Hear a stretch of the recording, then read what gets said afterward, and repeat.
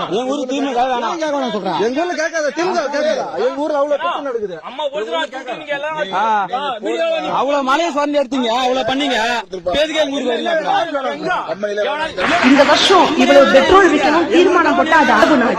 இந்த வருஷம் இவ்வளவு தங்கம் விற்கணும் தீர்மானம் போட்டா சுவிஸ் நாடு. இந்த வருஷம் இவ்வளவு வாகனங்கள் விற்கணும் தீர்மானம் போட்டா அது ஜப்பான் நாடு. ஆனா இந்த வருஷம் இவ்வளவு சரக்கு விற்கணும்.